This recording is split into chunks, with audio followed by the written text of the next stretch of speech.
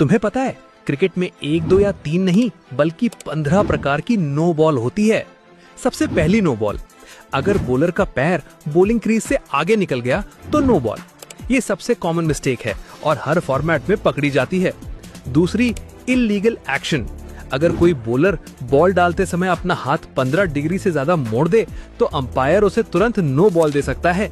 ये वही रूल है जिससे कई बड़े बॉलर्स बैन भी हुए थे। तीसरी, एक ओवर में सिर्फ 2 बाउंसर्स अलाउड है, तीसरी डालोगे तो सीधा नो बॉल। चौथी, अगर बॉलर का पैर नॉन स्ट्राइकर वाले स्टंप से टकरा जाए तो उसे भी नो बॉल माना जाता है। ये रेयर है पर होता है। पांचवी, अगर बॉल पिच के बाहर टैप करे तो नो बॉल तय। छठी, लेग साइड पर 2 से ज्यादा फील्डर्स खड़े कर दिए तो भी नो बॉल। सातवीं, अगर बॉल 2 बार बाउंस होके बैट्समैन तक पहुंचे तो भी नो बॉल। आठवीं, अगर बॉल बैट्समैन के सिर के ऊपर से निकल जाए और वो भी प्लेबल हाइट में ना हो तो अंपायर उसे तुरंत नो बॉल दे देगा। नौवीं, अगर कीपर बॉल फेंकने से पहले स्टंप्स के आगे हाथ ले आया तो भी नो बॉल।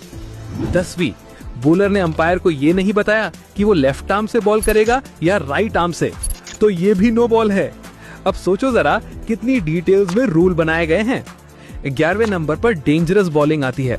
अगर अंपायर को लगे कि बॉलर बैट्समैन को सच में चोट पहुंचा सकता है तो वो तुरंत नो बॉल देकर वार्निंग दे सकता है।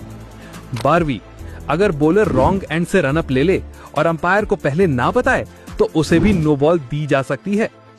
13वीं, अगर बॉलर बॉल डालने से पहले कहीं भी कंप्लीटली स्टॉप हो जाए और फिर अचानक से रन अप स्टार्ट करे, इसको भी अनफेयर माना जाता है और कई बार इसे नो बॉल कैटेगरी में कॉल किया जाता है। 14वीं, अगर बॉल बिल्कुल भी हाथ से रिलीज ही ना हो और बॉलर एक्सीडेंटली बॉल को गिरा दे तो अंपायर उसे भी नो बॉल डिक्लेयर कर सकता है।